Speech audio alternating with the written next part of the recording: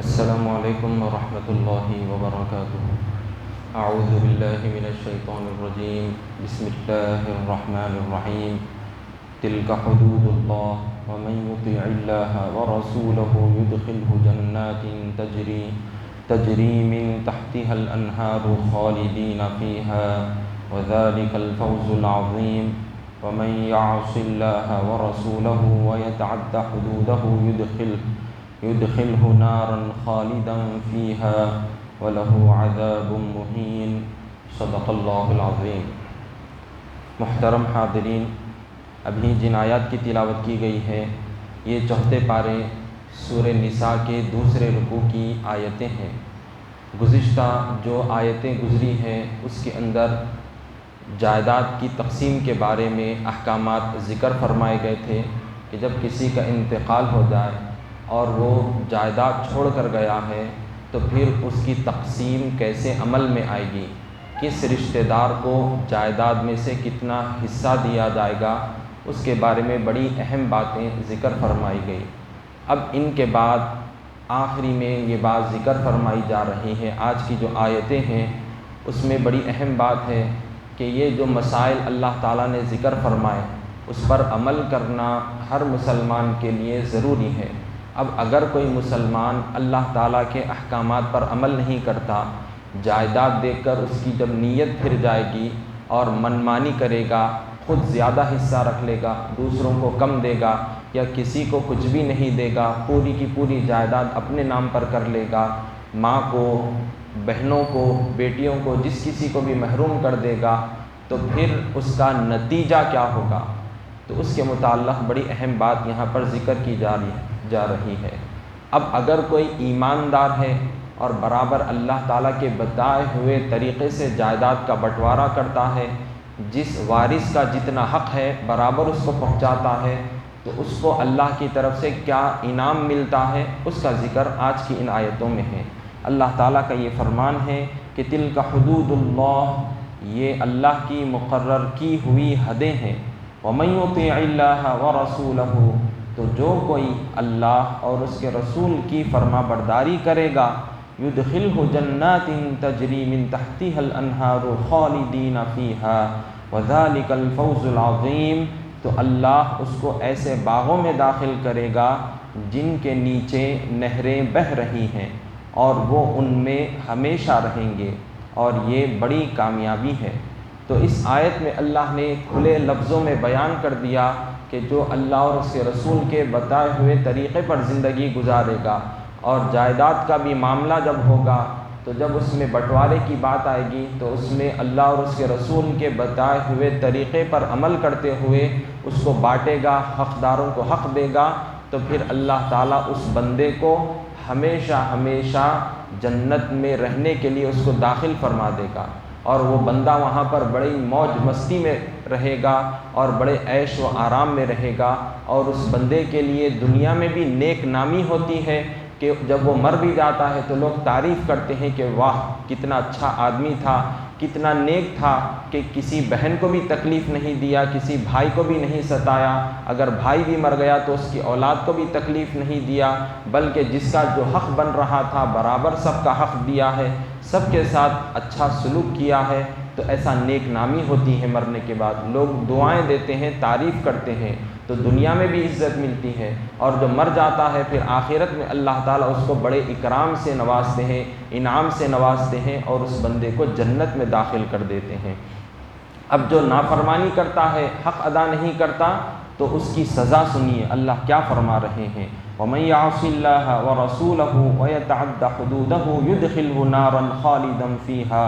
وَلَهُ عَذَابٌ مُّهِينٌ، اور جو اللہ اور اس کے رسول کی نافرمانی کرے گا اور اس کی مقرر کی ہوئی حدوں سے بڑھ جائے گا تو اللہ اس کو دوزخ میں داخل کرے گا جہاں وہ ہمیشہ رہے گا، اور اس کو رسوا کرنے والا عذاب ہوگا۔ تو اس آیت میں اللہ نے یہ بات بھی ذکر فرما دی کہ اگر اللہ تعالیٰ کی نافرمانی کریں گے اور جب جائیداد کا بھی معاملہ ہو اگر اس میں منمانی کریں گے، اللہ اور اس کے رسول کے احکامات کی خلاف ورزی کریں گے، اور اس طرح سے منمانی کرتے ہوئے نفس پرستی کرتے ہوئے پوری جائیداد ہڑپ جائیں گے یا دوسروں کو کم حصہ دیں گے تو پھر یہ گناہ گار ہے اور اس نے اللہ کو ناراض کیا ہے، اللہ کی نافرمانی کی ہے۔ تو لہٰذا ایسا معاملہ کرنے والے، ایسا غلط کام کرنے والے، ایسا بے ایمانی دھوکہ دہی کرنے والوں کو اللہ تعالیٰ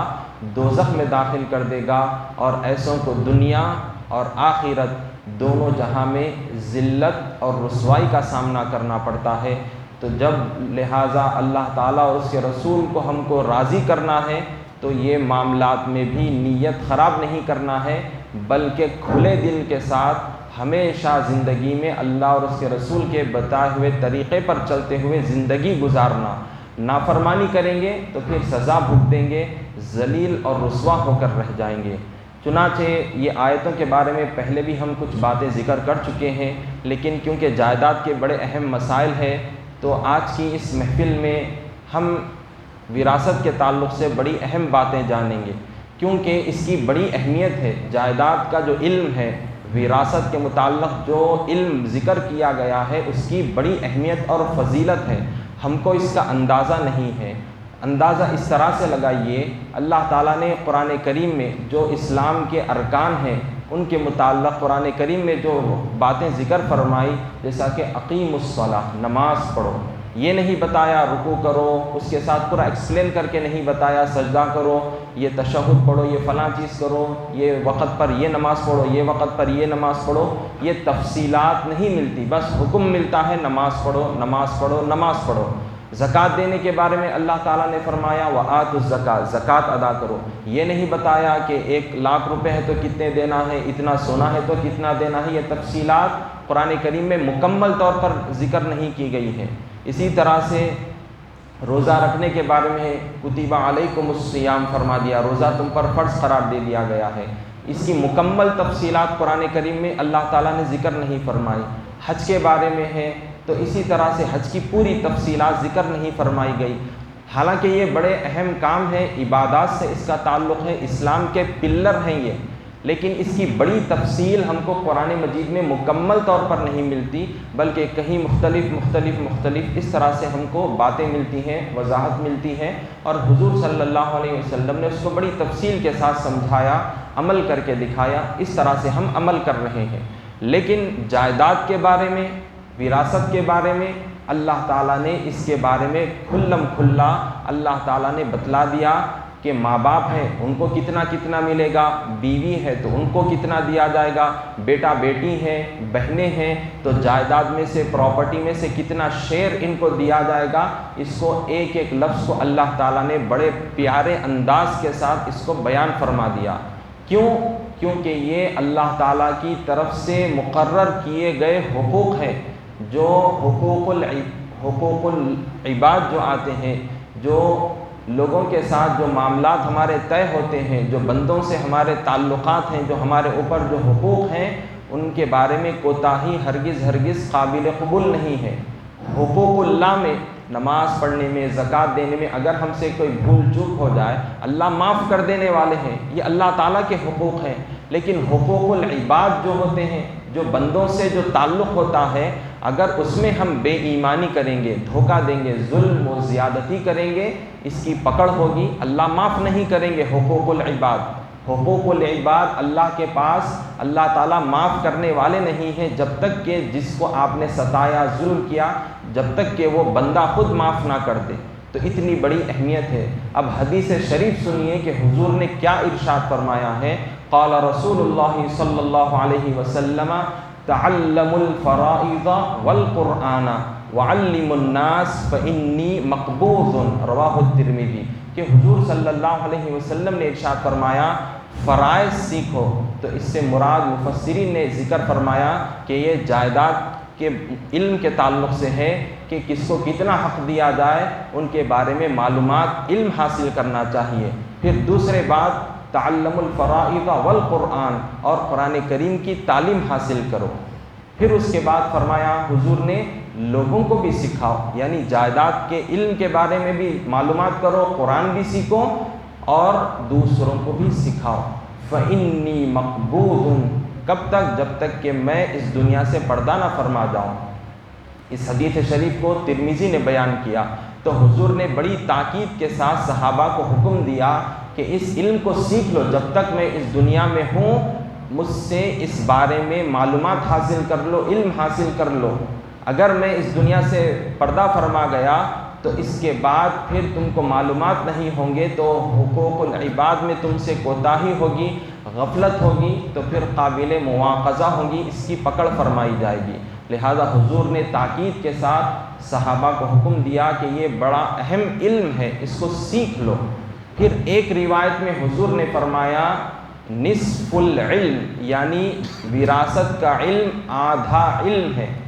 نماز کے بارے میں، روزے کے بارے میں، دیگر جو علم حاصل کرنا ہے اس کا ایک اپنا درجہ ہے، لیکن آدھا علم جو ہے شریعت میں آدھا علم وراثت کے علم کو حضور نے فرمایا ہے۔ کیوں؟ اب مفسرین نے، محدثین نے، فقہاء نے اس کی تشریحات کرتے ہوئے ذکر فرمایا ہے کہ نماز کے بارے میں کوئی مسئلہ ہوگا، زکوٰۃ کے بارے میں یا دیگر معاملات کے بارے میں جو بھی مسئلہ ہوگا، وہ ایک مسئلے پر عمل کرنا، اس کو سمجھنا سمجھانا 10 نیکیاں ملتی ہیں۔ لیکن جائیداد کا جو علم ہوتا ہے، وراثت کے متعلق جو احکامات ہیں، جو اس کی تعلیم ہے، تو وہ علم، اس مسئلے کے بارے میں جاننا، اس پر عمل کرنا، یہ 100 درجے اس کو ثواب ملتا ہے، یعنی اس میں ثواب زیادہ ہے۔ لہٰذا زیادہ ثواب کے اعتبار سے اس کو آدھا علم قرار دیا گیا ہے۔ تو لہٰذا یہ بڑی اہم باتیں ہیں جو ہر کسی مسلمان کو معلوم ہونی چاہیے۔ اب اس کے بعد ہم آتے ہیں کہ یہ جو جائیداد کا بٹوارا ہوتا ہے، عام طور پر جو خاص، جو قریبی رشتہ دار ہیں ان کے درمیان میں پہلے تقسیم عمل میں آئے گی، اور اس کی پوری تفصیلات ہم نے بیان کر دی تھی۔ لیکن اب یہ بات یاد رکھ لیجئے کہ وہ خاص لوگ کون ہیں جن کے درمیان میں جائیداد فوری طور پر بٹوارا ہوتا ہے، تو وہ ہیں بیوی، اولاد، بیٹا بیٹی جو بھی ہو، پھر اس کے ماں باپ یعنی ماں اور والدہ، یعنی اگر کسی شخص کا انتقال ہو گیا، مرد ہو یا عورت ہو، تو اس کی بیوی، یا پھر بیوی کا انتقال ہوا تو شوہر، اور پھر ان کی اولاد اور ماں باپ، ان کے درمیان میں جائیداد جتنی بھی ہوگی، چاہے وہ تھوڑی ہو زیادہ ہو، پورا کا پورا بٹوارا ان کے اندر کر دیا جائے گا۔ اگر بیٹا نہیں ہے، باپ نہیں ہے مرنے والے کا، بیوی ہے، بیٹیاں ہیں، ماں ہے، تو ان کو اللہ تعالیٰ نے جو حکم دیا کتنا دیا جائے تو ان کو دے دیں گے۔ اس کے بعد جو مال بچ جاتا ہے دیگر رشتہ داروں کو دیا جائے گا، یعنی بھائی ہوگا مرنے والے کا سگا بھائی، تو جب اس کو ملے گا، کب ملے گا؟ جب کہ مرنے والے کا بیٹا نہیں ہے، باپ نہیں ہے، تو تب یہ بیٹی کو، بیوی کو، ماں کو دینے کے بعد، یہ عورتوں کو دینے کے بعد بھائی کو ملے گا، اگر بھائی زندہ ہے تو سگا بھائی۔ اگر سگا بھائی بھی نہیں تو آگے بڑھیں گے، سوتیلا بھائی ہے کیا، وہ دیکھیں گے، سوتیلے بھائی کو دیا جائے گا۔ اگر وہ بھی نہیں تو مرنے والے کا چاچا ہے کیا، اس کو دیکھیں گے، اس کو دیا جائے گا۔ تو اس طرح سے آگے بڑھ کر یہ دیکھا جاتا ہے۔ ورنہ جو قریبی رشتہ دار ہیں، مرنے والے کے ماں باپ ہیں، بیوی ہے، اولاد ہے، ان کے درمیان میں پوری جائیداد بانٹ دی جائے گی، بھائیوں کو، دوسروں کو کسی کو بھی پراپرٹی میں سے حصہ نہیں دیا جائے گا۔ یہ مرنے والے کے رشتے کے اعتبار سے ہے یہ۔ اب ان کے علاوہ اب لوگ عام طور پر یہ کرتے ہیں کہ جو لڑکے ہوتے ہیں وہی حصہ رکھ لیتے ہیں، یا پھر کسی کا انتقال ہو گیا، اس کے چھوٹے چھوٹے بچے ہوتے ہیں، لڑکے بھی ہوتے ہیں، لڑکیاں بھی ہوتی ہیں، بیوی بھی ہوتی ہے، بھائی بھی اس کے ہوتے ہیں، تو بھائی آ کر جائیداد پر قبضہ کر لیتے ہیں، اور یہ بیٹوں کو اور اس کی اولاد کو کچھ بھی نہیں دیتے، اور کہتے ہیں کہ یہ میرا سگا بھائی تھا، یہ لہذا میری جائیداد ہو گئی، ان کو تھوڑا کچھ دے دیتے ہیں۔ تو یہ گناہ ہے، یہ جائز نہیں ہے بھائیوں کا آ کر قبضہ کر کے بیٹھ جانا۔ کیوں؟ کیونکہ مرحوم کی اولاد ہے، نرینہ اولاد بھی ہے، لڑکا بھی ہے، لڑکیاں بھی ہیں، اس کے ماں باپ ہے، تو ان کے درمیان میں یہ تقسیم عمل میں آئے گی۔ بھائی کو 1 روپیہ بھی نہیں ملے گا اس میں سے، جب لڑکا اگر موجود ہے تو۔ اگر لڑکا نہیں ہے تو تب آگے بڑھا جائے گا، جب بھائی کا نمبر آتا ہے بھائی کو تب دیا جائے گا۔ لیکن لوگ ایسا نہیں کرتے، بلکہ جائیداد ہڑپنے کے لیے اس قسم کے حربے اختیار کرتے ہیں، تو یہ معاملہ بالکل غلط ہے۔ اسی طرح سے بعض مرتبہ ایسا ہوتا ہے کہ مرنے والے کی اولاد ہوتی ہے، لڑکے بھی ہوتے ہیں، لڑکیاں بھی ہوتی ہیں، لیکن لڑکے خود پوری جائیداد رکھ لیتے ہیں، مرنے والے کی بیوی کو بھی کچھ بھی نہیں دیتے، نہ بیٹیوں کو کچھ بھی نہیں دیتے، اور کہتے ہیں کہ ان کی شادی کر کے دے دی گئی ہے لہٰذا ہم ان کو جائیداد کے حصہ نہیں دیں گے۔ تو ایسا کرنا بھی بالکل غلط ہے۔ اگر شادی لڑکی کی ہو یا نہ ہو، لڑکی کی شادی ہو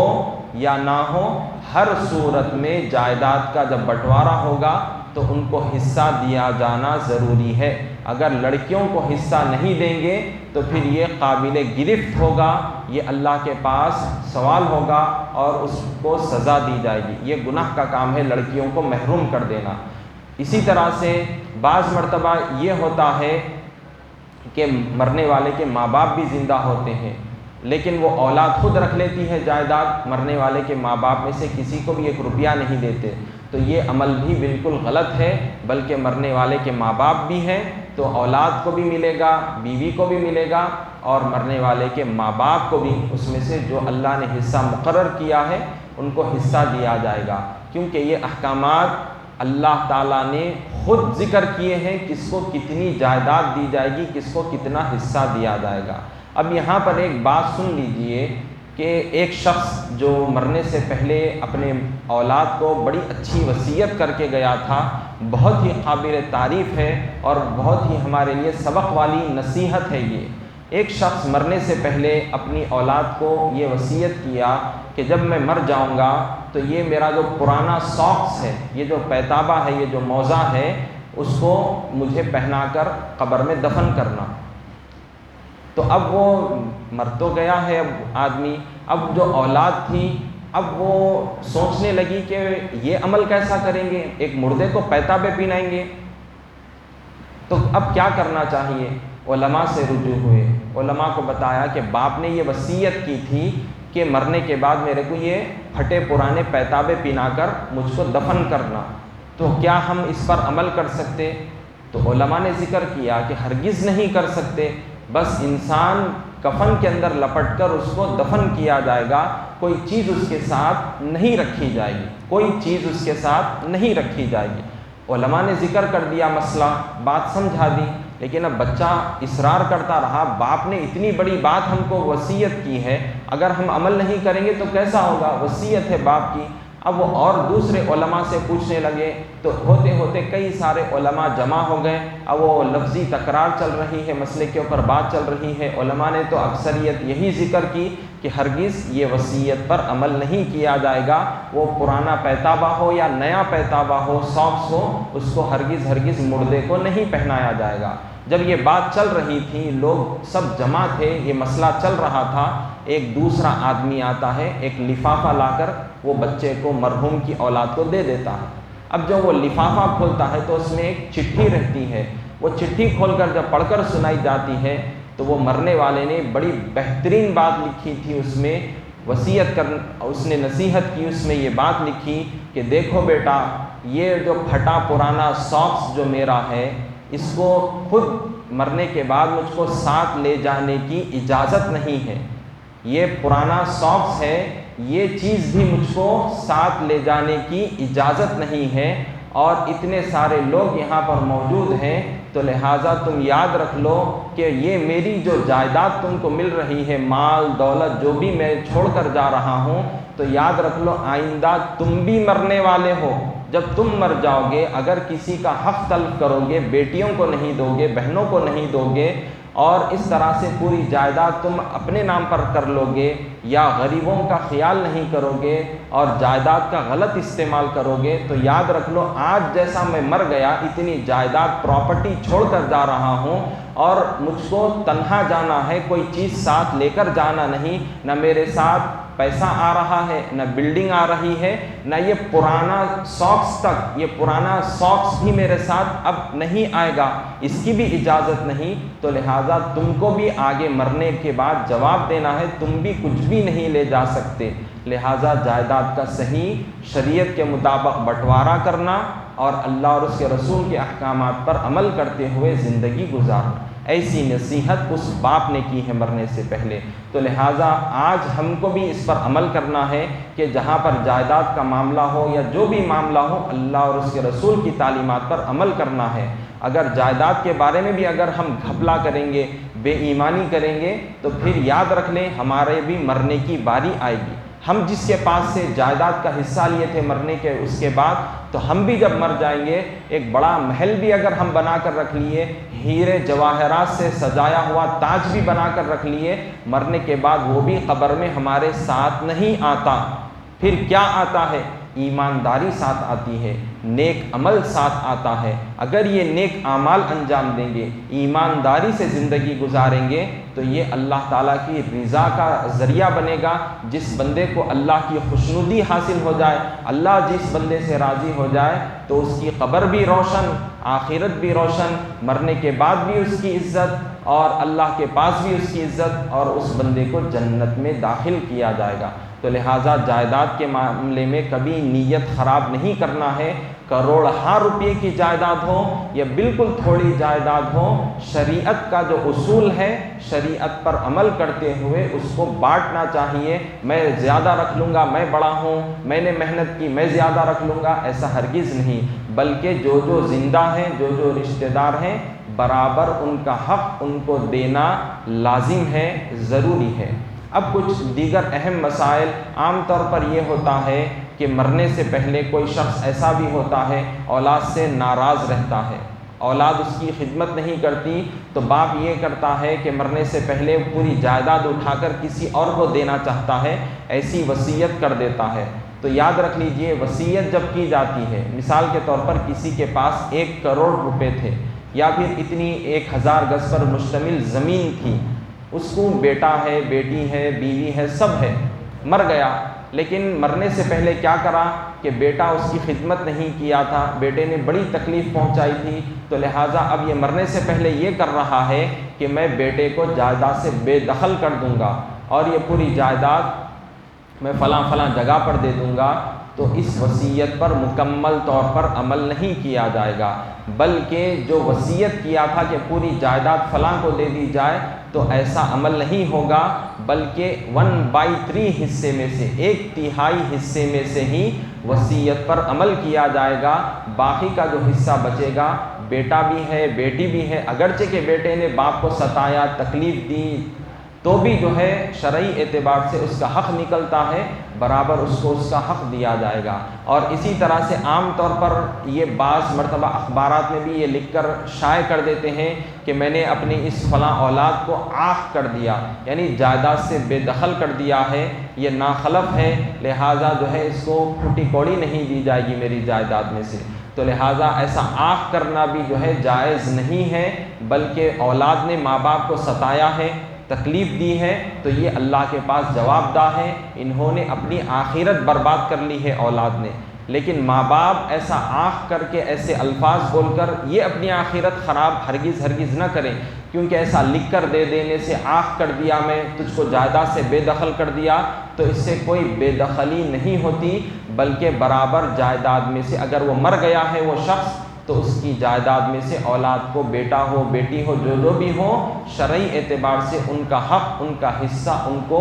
برابر دیا جائے گا۔ اسی طرح سے ایک مسئلہ یہ ہے کہ بعض مرتبہ ایسا ہوتا ہے کہ بیٹے بیٹیاں زیادہ ہوتے ہیں، تو اب مرنے والے کو بڑی فکر ہوتی ہے کہ میں مر گیا تو یہ انصاف نہیں کریں گے،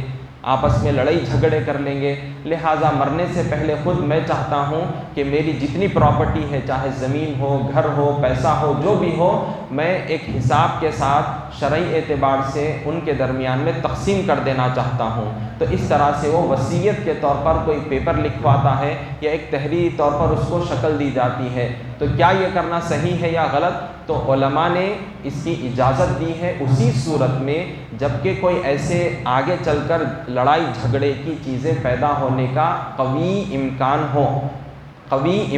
ہو، ڈر ہو کہ میں جب مر جاؤں گا اتنی جائیداد دے کر بیٹے بیٹیاں رشتہ دار آپس میں لڑ بھڑیں گے، قتل غارت گیری ہو جائے گی، رشتوں میں دراڑ آ جائے گی، لہٰذا اگر کوئی شخص چاہتا ہے کہ مرنے سے پہلے اس طرح کا عمل کیا جائے تو لہٰذا شرعی مسئلے کو معلوم کر کے جتنے بیٹے ہیں، بیٹیاں ہیں، بیوی ہیں، ماں باپ ہیں، جو بھی ہے، تو جتنی پراپرٹی ہے کس کو کتنا حصہ دینا چاہیے معلومات حاصل کر لے علماء سے رجوع کر کے، اور اس طرح سے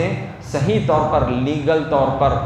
قانونی دائرے میں رہتے ہوئے ایک پیپر صحیح طور پر تیار کر کے وہ بنا دیا جائے اور جس کے اس کو ہینڈ اوور کر دیا جائے وہ، تو اس طرح سے آگے چل کر لڑائی جھگڑوں کی نوبت نہیں آتی، وہ سیف رہ جاتے ہیں۔ تو یہ چیز بھی بڑی اہم ہے۔ اسی طرح سے ایک مسئلہ یہ ہے، عام طور پر ہمارے لوگوں سے بڑی غلطی ہوتی ہے، جس کی سزا، جس کے بارے میں آگے چل کر بچوں کو یا جو بھی رشتہ دار ہوتے ہیں ان کو بڑا نقصان ہوتا ہے، یا جو کمزور ہوتے ہیں ان کا حق مار دیا جاتا ہے۔ وہ مسئلہ یہ ہے، کسی کا انتقال ہو جاتا ہے، کسی کا انتقال ہو جاتا ہے، تو جو بھی رشتہ دار ہوتے ہیں، بیٹے بیٹیاں بیوی جو بھی ہوتے ہیں، وہ جائیداد شرعی طور پر اس کو تقسیم نہیں کرتے۔ اب جیسا چل رہا چلنے دو، جیسا چل رہا چلنے دو، ویسے ہی آگے بڑھتے چلے جاتے۔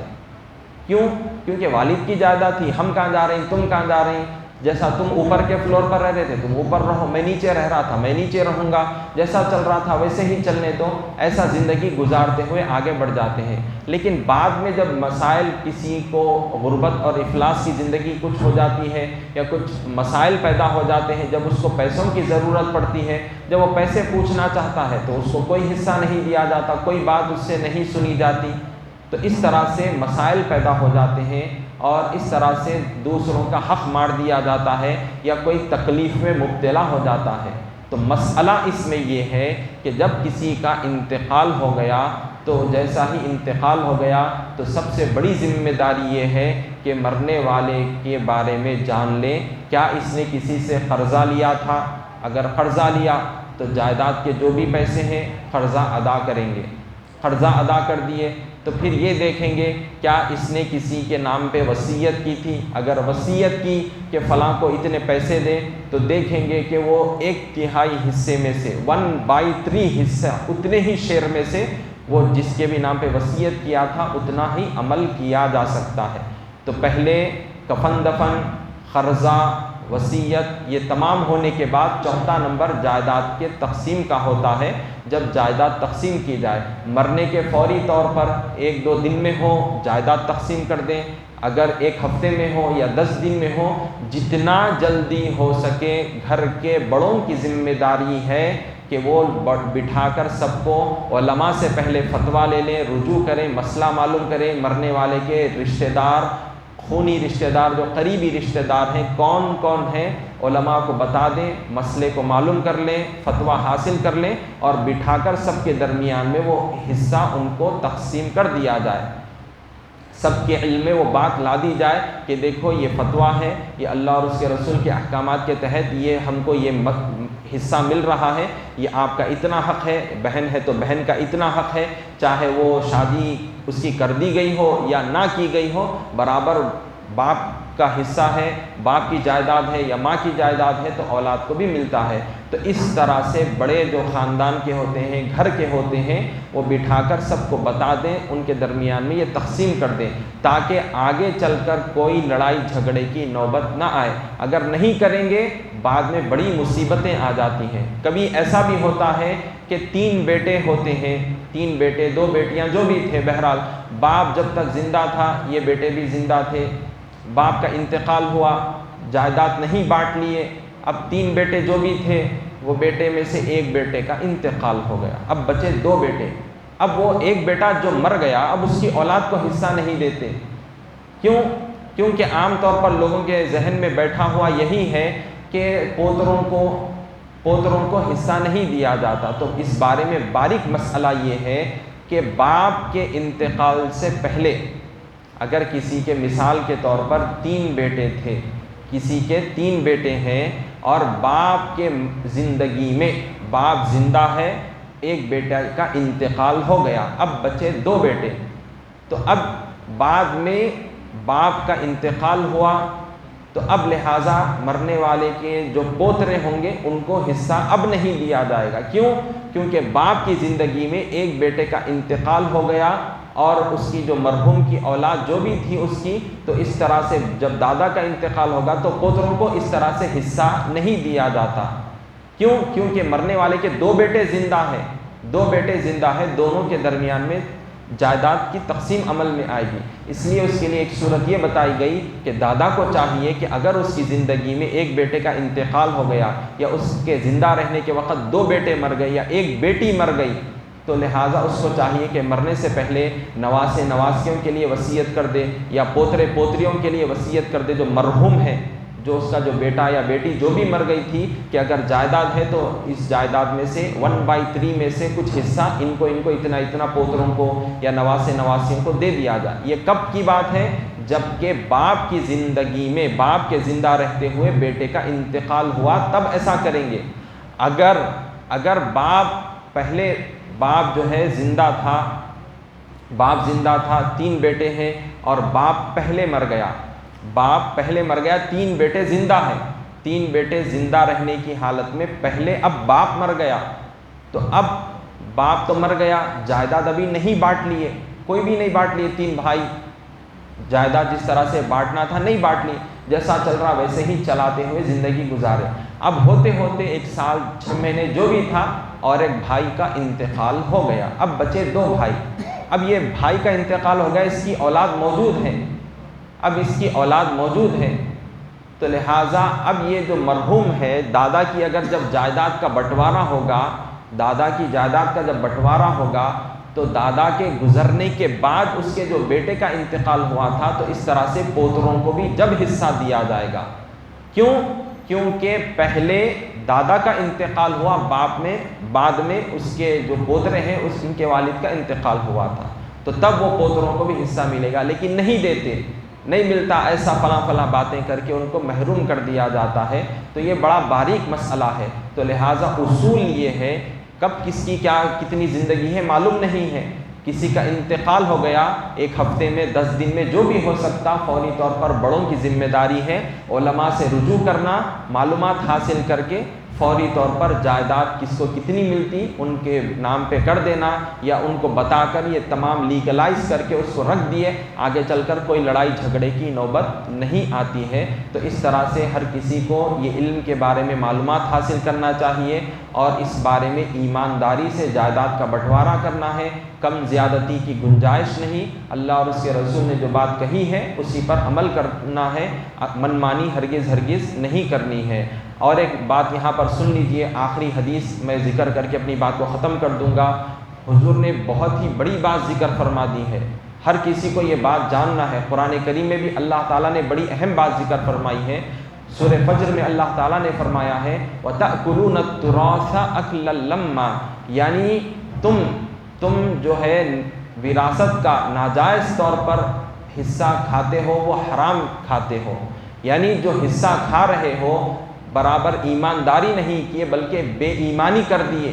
وراثت جیسا بانٹنا تھا شرعی اصول کے مطابق نہیں بانٹ کے منمانی کر کے زیادہ کھا لیے، زیادہ رکھ لیے، تو یہ حرام ہے، تو تم حرام کھا رہے ہو۔ وَتَأْكُلُونَ التُّرَاثَ أَكْلًا لَمًّا، تراث یعنی وراثت، ناجائز طور پر اگر تم نے یہ غبن کر لیا ہے، زیادہ رکھ لیا ہے، تو تم یہ حرام کر رہے ہو، ناجائز ہے تمہارے لیے۔ شرعی جو اصول ہے اس کو ملحوظ رکھنا ہے۔ اب حدیث شریف کیا ہے وہ سن لیجئے۔ قال رسول اللہ صلی اللہ علیہ وسلم من قطع میراث وارثه قطع اللہ